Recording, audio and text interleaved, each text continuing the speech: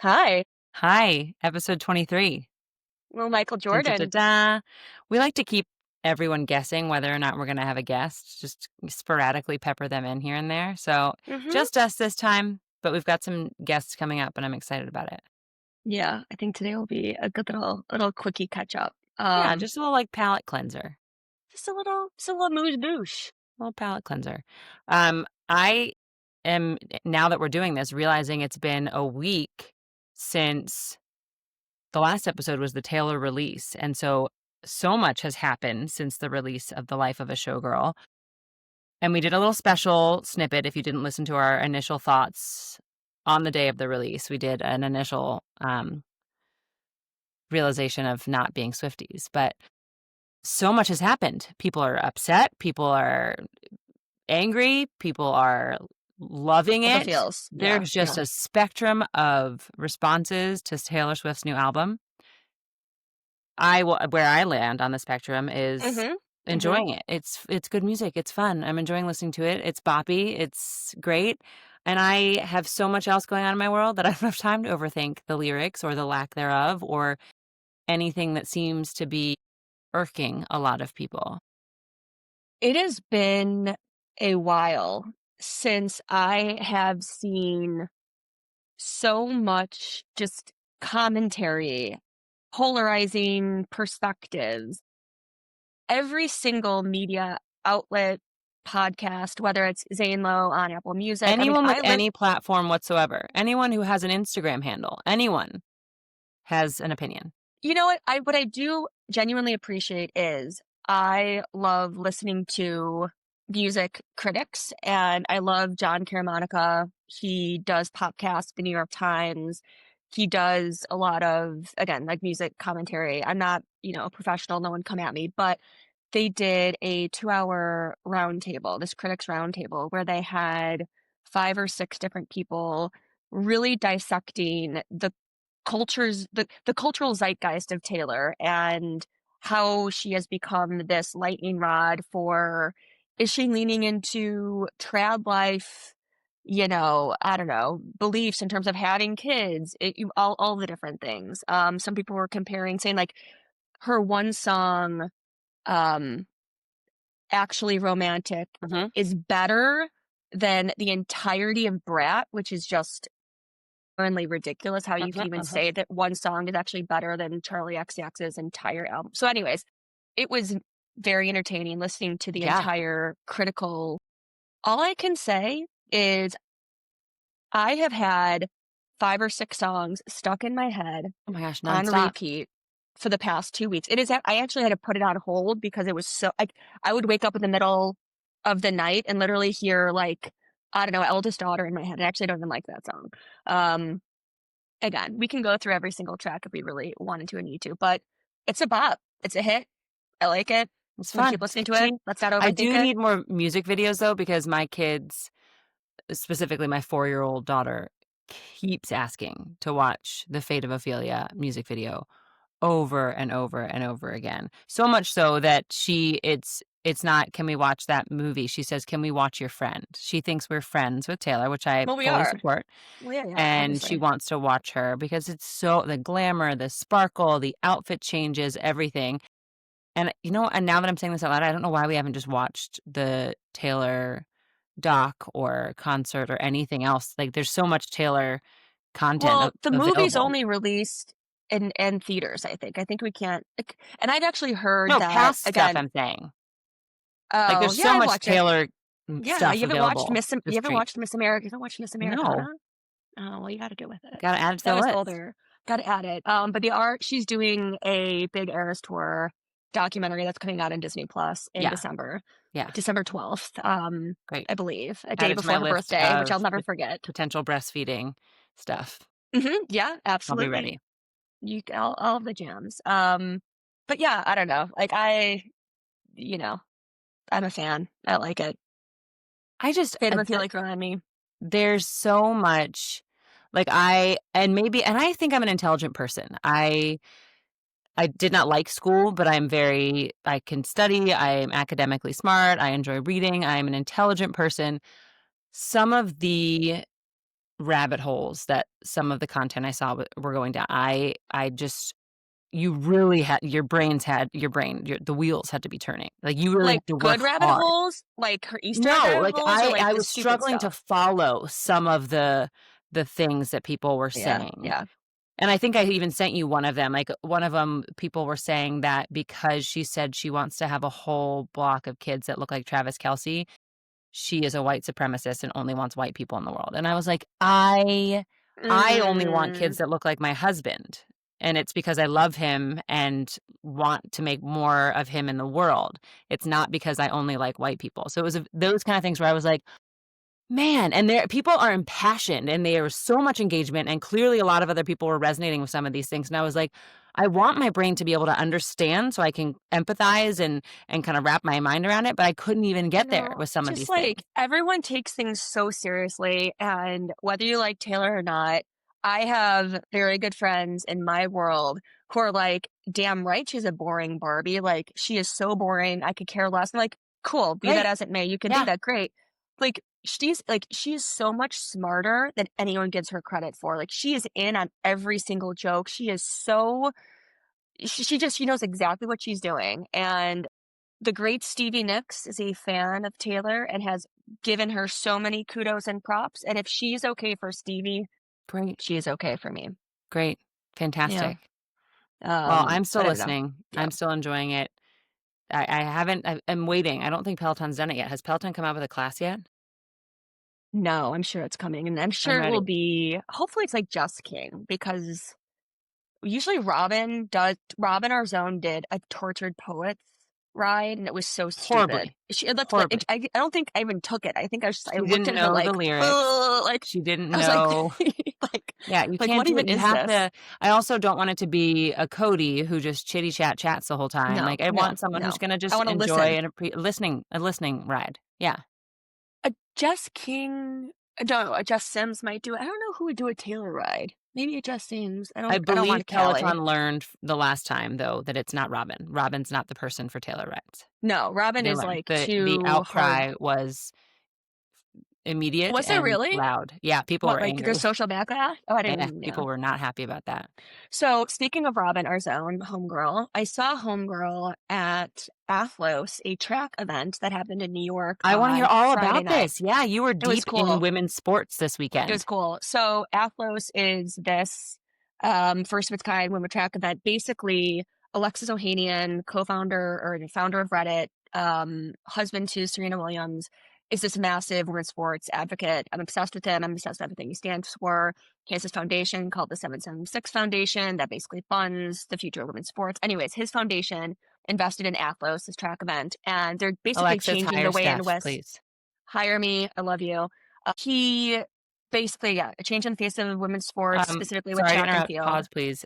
My robot is talking to me because I just said that. Alexa, stop. Okay.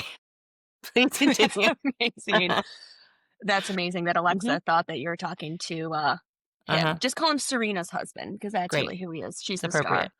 So basically, they're trying to make track more accessible and popular, because people only care about track during the Olympics or world Guilty. championship events, whatever. Yeah. Yeah, because like who would? And there's so much downtime in between. People literally run for 7 seconds when you're running like the 100. Anyways, it's this great event. They brought it to New York where they have all these Olympians and track stars. Sha'Carri was there. She didn't run, but they had all these amazing women. And the cool thing about Athlos is that it's a real race, and they get paid by Cash App immediately after they win. And so usually after track meets or any sort of competitions, you don't get paid until maybe like a year later, maybe months later. And as soon as you cross that finish line and you're like first, second, third, whatever, like literally via Cash App, which is their sponsor, will deposit like 60,000 grand, like $60,000 into their checking I account, need to like start right after you running. cross the That first sounds finish amazing. line. Yeah, so shout out. I have my friend Kayla Green, who's been running the show there and has been doing amazing things from a marketing perspective. But it was cool. It was like super high energy. It was awesome to see all It these looked like an young amazing girls. crowd. Like, very diverse crowd, lots of Very people. diverse, tons of people, loving to see like young girls like literally screaming for these track stars like it's a Taylor. So that was amazing. Yeah. The downside was the location, and then Randall's Island, which is basically That's tough. like Bronx-ish. Mhm. And so I drove there, which was convenient, but, like, if you don't have a car, there is no public transportation. You can maybe take a bus. I That's think you can tough. Uber. And so the whole like, that was kind of a con, but it was at Icon Stadium. It was one of the only, like, regulation tracks you can have, like, in New Yeah. York, so I get it was, like, the best of the worst options. Got a huge, like, a huge long jump event in Times Yep. Square. Anyways, I saw Athlos, that cool, check event it too. out. So what they're doing though is Athlos is now next year, they're about to change the model. So they're gonna do like an F1 model where basically you have teams like New Balance or Team Nike or Team Adidas or Team Oisel or Team Bandit sponsoring these different teams, and then they Yeah. go to the track and they race. And I think it could be an interesting model. I mean, I would love like the underdogs, like the Tracksmiths, or again, like the Bandits or women's brand, like an Oisel, sponsor these women and have, those brands take the spotlights versus the big guys. Yeah, that would be lovely. So Well, cool. that is very different from my weekend, which was spent with a pantsless toddler, towels Hmm. everywhere. I I'm sure there's a name for it, but, just the, like, 3-day intensive potty training, which you never experienced. Your potty training journey with Max was very different. Did this with Emmy, and we were like, "You know what? It's a long weekend. Let's take advantage." And it went okay. It went okay. It was not terrible. It was a very different experience potty training a boy versus a girl. There's the sort of fire hose element where just kind of flies everywhere. Um, but Spencer and I were going back to look at the kind of compare notes for Emmy and Harry, and it's not a competition, but just we were trying to get a kind of a sense of like it's been a couple years since we did this. We don't remember how it went. And we have this running list in our notes app of, milestones for each of the kids when they started saying this, when they did this, when they did this. And Emmy, when we started potty training, didn't get have her first success until day 2 of potty training, and Harry had it on day 1, and we were like, "Oh my gosh, this is so difficult, so difficult," and then we went back and looked at our notes, and we were like, "Oh, this is less difficult. We need to adjust our attitudes here." He's actually doing really well, so he's doing great. He's at school today in undies. I sent him with 4 extra pairs of undies and pants and socks because Lord knows what might happen, but school's helping to support. We'll see how it goes. It's amazing. Yeah. Something that you said there, like the notes app of like your kids' milestones. And I'm so bad at that. Like, I think I'm going to remember. And, it's like I have like my own like 1 line a day journal that I kind of been always so behind on. And I've been like kicking myself. Like, I don't even have like a journal that just has like quick little 1 liners. I'm so mad at myself. I I guess remember I though, might as well like, just start. the baby book to me seems so old school because I remember when we got like, my mom collected all of our things and gave us our Save It boxes eventually when we got older, and in those were our baby books, and it was like the first week back from the hospital, it was like the weight, the length, the birthday, a little footprint, a little lock of hair, and then, like, after week 1 it was like, it was cards from people who sent us cards in the hospital, like, "Yay, Stephanie's here, Yeah. congratulations." Yeah. And then nothing, nothing in the rest of the book, like, fully empty, and I was like, "I know that's what I'm gonna end up doing too if I get an actual baby book for my kids." This has been really easy to be like, "Oh, Harry made a full sentence for the first time," or obviously potty training, things like that, or when they were younger, it's like the word Emmy said "dada" for the first time, or Yeah. Emmy, walked over and asked for a hug for the first time. These little things that just, are helpful to keep track of. Hopefully one day I can turn them into something else, but right now they just live in the notes app. But I remember I had such high hopes. Like when both kids were born, I got them their own email addresses. They both have Gmail Yeah. Me too. addresses already with Yeah. their Yeah. names. Yeah. And I think I sent them like a picture of themselves in the hospital and then something like, "Hey, just thinking about you today," like a little email. Nothing since. So my friend Rachel, who's in Chicago, has twin girls, and I think they're like 11 or 12 now. And I remember she told me since the day she was pregnant with both girls, I think she has like I think she had an email address for both of them, and she wrote them, and I don't know how, like she's written them an email like every day of their lives, or it's either every day or every week. I'm hoping it's every week because a day would be just excessive, to be honest. So 11 sweet. years worth That's of date amazing. That's so of like, impressive. yeah. And it's like all of these notes to them and like what they did. And so they're going to uncover in their Gmail, you did this today, you said something funny today. And that was like her way of doing it, just from her to them an email. So like you go into the email and the subject line is like, you saw a hawk today, or you said this funny thing today. I'm like, I could never do that, but that's amazing. Yeah, good for her. Good I for know. her. I Our know. I need to version of that get on it. is we have, and I think we've told you about this, we have like a comment box that lives on And I our love kitchen that. island that every day, not every day, but throughout the year, we write a memory of like, oh, we had a great day today. Harry peed on the potty for the first time is something we just did. And we put it in the box, we write the date on it. And then on New Year's Eve, we open all of them and kind of just I recap love our that. year. And then we save them. We put them in an envelope with the date, the like 2024, 2025 on the envelope. So we have all of those to go back and look at. But I mean, it's a piece of paper. It could easily be lost or just I disappear. love It's not a that. digital thing, but it's so fun. We've only done it for a Before few we go to years. bed, no, I mean, honestly, I remember you told that to me, like, I loved It's it, so fun. and every night I do, like, a rose and a thorn with Max in terms of, Yeah. what's your high and low, and, like, he's such a little snot lately. We've had, like, the best weekends, like, literally this past Saturday, we woke up, I took him to soccer, he had a great soccer game, we drove to a ski, mountain up here to this fall fest, he did wall climbing, he had donuts, we went to Phoenicia Diner, he had breakfast for dinner, like, kid Magical. kid lives his best life, he does Legos all day, whatever, he's living his best life. I get home at night and I'm like, "Well, what's your rose and thorn?" And he's like, "Well, the thorn of the day was just the whole day was just so boring." I'm like, "Dude, like, if today is boring, like, you are sorely gonna I have pulled such a out all hard the time in stops. life We did all the because, like things.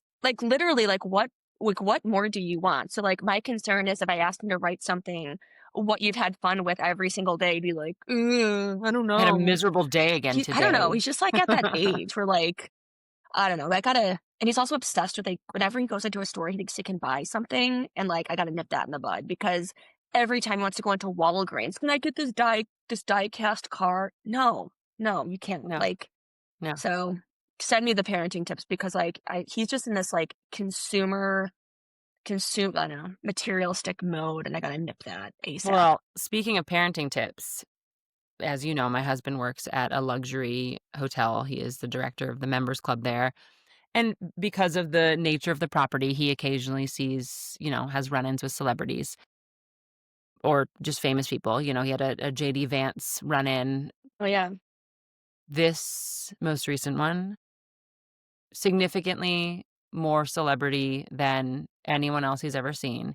He texted me all caps, 7 exclamation points.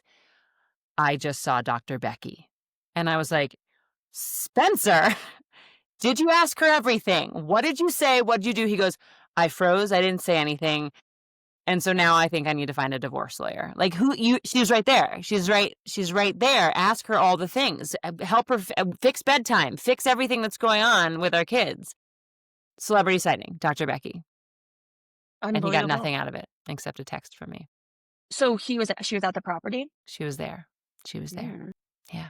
I know, Dr. which is Becky, strange to me because all I ever see is her videos of her like you walking know, through the streets of the city. yeah, I like her advice. I can't think of one I can't think of one piece of advice that I was like that I've actually taken and implemented, but I like what she says. Every time she talks like, "Oh yeah, yeah, Yeah, that that sounds makes great," sense. or like, that tracks." Yeah. But I can't think. Oh, I think actually, okay, wait, no, the one good one was great. Taylor Swift. Like that was an interesting thing that she was like, hey moms and dads, I'm sure if you're, have tweens or your kids are asking about the Wood song from Life of a Showgirl, and if they're probably asking like, what does it mean? His love was the key that opened my thighs. Like, what does that mean? She's like, this could be a very, an opportunity to Teachable really talk moment. teachable moment. I was like, okay. Has I don't know. Max been asking yet? No, God, no, no. Meanwhile, I just flat out said, "Oh, this is a song about Travis Kelce's penis." And now Emerson, every time Taylor comes on, she goes, "Is this the penis song?" Nope, not this one. It's a different one. Yeah, I think the general ethos of Dr. Becky is something that I lean on more so than like specific advice, which is the good inside ethos of they're not bad kids. They're all good kids. They just did a bad thing, or you need to focus on the fact that they're a good inside. So Yeah, but that's it. He just did a drive-by Dr. Becky, so it doesn't even count as a good celebrity sighting. You need to Okay. engage. If you see me looking down, this is as we're doing this in real time. I'm also juggling this with getting slacked a million times I for refuse to something do else, Slack. and so I know, so I just had to do a emergency response because I'm in a meeting right now. So I refuse to do Slack. The number of people, clients, things who have suggested it. I had one client who had it set up already and was like, "Can we just make a PR channel?" And I was like, "Sure." It's just one more place to communicate. You're already emailing me, you're already texting me, we're already doing weekly calls. I don't understand the value, and maybe I'm using it wrong because clearly a lot of other people understand the value of Slack. I love Slack. Like Craig hates Hated it. it. He has it. It's part of his new job. I love it for like quick pings, workplace organization, my docs. What don't you like about it? Is it just It was just annoying? my company is so set up through Google Docs and Google Drive that I was like, "It's already right there. Why do I need to have another platform where I then just link things that are already organized in another way somewhere else?" It never made sense to me. I also don't have a big team. Like, maybe if I was working at a larger company and had more people and needed, Yeah, yeah, yeah. different The channels, but difference. it's a small handful It could team. We're depend. manageable. We don't need Yeah. that supplemental stuff. Okay, so some stuff I saw on socials this week. Mhm. Mhm. This one blew my mind, and apparently it's common knowledge, but it wasn't to me. Did you know that the chainsaw was invented for childbirth? Tell me more. Yeah, the chainsaw was Tell me invented more. in, let me get my notes, the 1780s for an early version of a C-section that was called the symphysiotomy, where they would literally, like, break open the pelvic bone, and it was literally like a hand-cranked saw that they would cut through bone to open you up for a C-section. That's why the No. chainsaw was invented, for No. babies to be delivered No. from female bodies. That does nope. Nope. I had to Doesn't fact check track. this before I brought it to the group because I was like, "That's weird." Nope. It is weird. Yeah, it is. It's terrifying, but also true, and seemed like a very appropriate, like, October spooky Halloween vibes fun fact that I saw on social. Well, yeah, that's spooky, all right. And then that's something. I'll tell you I that. would like to say that I'm glad that the technology for C-sections has advanced since the 1780s, and that is no I longer the mean, tool of choice. no, sir. I mean, God bless. No, that sounds quite horrific. A hand cranked, just coming at you That's while they're literally something saying, out of a horror story. I just, mean, "We're you know, almost there. Just hang in just there. crank it open. It's We just need terrible. to open your pelvic bone. Give us a I second." can't. I can't. I can't. I can't. I should have looked up, Um, and now I'm curious when anesthesiology started, if there was any sort of anesthetic that was available I in the mean, it's 1780s, or if that killing came me. after the chainsaw pelvic crack. I haven't seen it. Honestly, my social is all just, I don't know, like, I don't know. You always come with like, you always have good, like, Yeah, because I see the insightful most things. Like, random interesting I don't stuff. know. Like, Like, did you know that Shonda Rhimes wrote the screenplay for Crossroads, the movie? you know, I didn't, but she must be promoting something because like she's been popping in my feeds too. I don't know why or how. Where was she? She was on Call Her Daddy, that's why you saw her. That's your feed. Recently, she was on Call Her Daddy. Yeah, Oh, okay, maybe that's why. yeah, that's Okay, why you never saw her. mind. But she wrote the screenplay for Crossroads, like, then went on to do Grey's Wait, Anatomy and everything, like, good for I don't her. know. No, she wasn't on. She can't. She wasn't on Call Her Daddy, was she? Yeah. Sorry. Okay. No. All right. I gotta listen. Oh, long time ago though. No, she was, and it actually was an amazing. If Was that it a was a long time rerun. ago? Because I just saw a clip of it. No, the reason I'm tracking this right now is because I will never forget this. I listened to the Call Her Daddy, Fact Shonda checking. Rhimes original episode Okay. in March of 2025 when I This is was in so a specific. gondola, skiing in Switzerland solo, and it was amazing. That's why I remember because it was a very Okay. distinct memory So she was because recently on again. She revisited. So you need to listen to this new one because there's okay, some fun okay, stuff. okay. Some fun stuff. Um, my what's the big deal for this week? Yes. I actually think is a big deal because I still don't work. I mean, we're workshopping this. This is a Sip Happens is in constant workshop phase. but it's fine. We're learning and growing. So I don't know if what's the big deal is, like, things that are actually not a big deal or things that are a big deal, and I think we can do whatever we want. So right now, my what's the big deal, I think actually is a big deal, and it is that they interviewed teachers, students, parents, and found that 1 in 5 high schoolers is either in a romantic relationship or knows someone in a romantic relationship with AI. That's sad, and that also tracks. 1 in 5. Yeah, That is a it's big deal to terrible. me. That's I know, terrifying. I know, I know. Are you you and No. ChatGPT are close. Do you need to disclose anything about your relationship with No, ChatGPT? I mean, like, honestly, if anything, I'm constantly trying to become more immersed in terms of understanding and using different AI tools in my life You're in a because for very me, asexual relationship with ChatGPT. yes, but like as a marketer, like in my professional life, like this is my future. And so I need to have, Absolutely. so for me, it's funny. Like I used to be very polite and say please and thank you. No, I don't say that. I just say give me what I need, Yeah. so that's kind of interesting. But Yeah, you're a tool. no, like I'm not there quite yet in terms of having like I have more love for Alexa or Google, not so much Siri. So I Okay. feel like and that relationship is Such a interesting. bitch. Like she is such a bitch, a little British bitch, that Siri. But even like Max now, like it's become so natural for him to like say, "Hey Google, what's the weather?" or whatever. And Emmy like started doing that so too. crazy that like that's the prompt and like that's, Yeah. you know, yeah. So, As someone who uses ChatGPT, because and I agree, we've talked about this. I need to figure out how to utilize it more because I think there's such a place for it. It's not going anywhere. So figuring out yes. how to utilize it, Yes. especially in a creative field. Um, but do you think you have an understanding of how people can fall into those relationships? Abs Absolutely. I mean, like, I think about, I just think about, like loneliness and how even just for It's just whether they're like accessible. young, well, just it's successful, but also, younger, but regardless of age, I would say, especially like young kids, like growing up and like having just that accessibility to these new tools. And, it's part of like emotional connection and forming friendships. And I feel like yeah, I mean, I could easily see how people fall into that. It's And it's terrifying sad. to me. I know. I know. Terrifying to me, especially because we know it's not going anywhere. It is a tool that is going to be around for a while.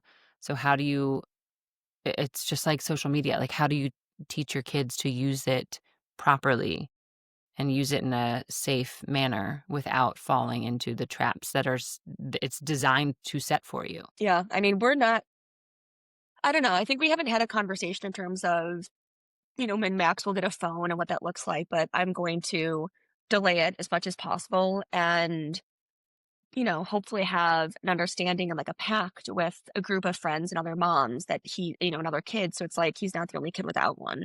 I mean, he definitely has a lot of screen exposure, which I don't love, but it's not like not in an unhealthy way. Like, my biggest thing is I hate how much he sees me and Craig on our phones. I hate that he sees us on our phone all the time. And just like having that be a default behavior. And like he's growing up with like his mom with the phone in her hand all the time. And it's not, and it's just like I'm looking at directions, I'm looking at a recipe. It's just Yeah. like this is a device that's just on me all the time. And I hate that. Yeah. And My I don't know what else to do 4-year-old about is that. calling me out for that all the time. Yesterday actually, Harry was napping and she and I were having a reading time. Spencer went for a run and I was like, let's have some quiet time. We watched movies all weekend long because we just wanted to park Harry and be able to watch him in case we were going to the bathroom. And so I was like, I need a break. Like Harry's napping. Let's turn the screens off. Let's read books. Let's do something. So I was sitting on the couch and I had my book next to me, but I picked up my phone and Emmy was like, Mom, will you read a book to me? And I said, you know what, big girl, I really want to read my book for a little bit, but I'd love to read to you afterwards. And she goes, but you're not reading your book. You're looking at your phone. And I was like, you are right. I will put my phone down and I would like to be reading my book. And that's what I said to you. And I actually want to be. And I was like, oh my gosh, like she's so aware. And I am too. Like I literally was saying, I'd like to read my book and I know I'm staring at my phone, but like to hear my kid say that to me and call me out for that. And I'm like, oh, yep, heard, got it. Like, it's icky. It makes you feel icky. It just I don't It's love it. terrible. We tried, so we have I'm looking over by our front door. We have a box that we put there. It was our phone box, and for a while, we're like, "Let's make a rule, like, when we are down in this living area, we have a very open layout, kitchen, dining room, living room area. let's put our phones in the phone box because when we're here, when we're with our kids, like, I don't give a Love shit about that. my husband. When we're Yeah, just the 2 of us, like, we can stare at our phones. He's fine. He can I deal love with it. that.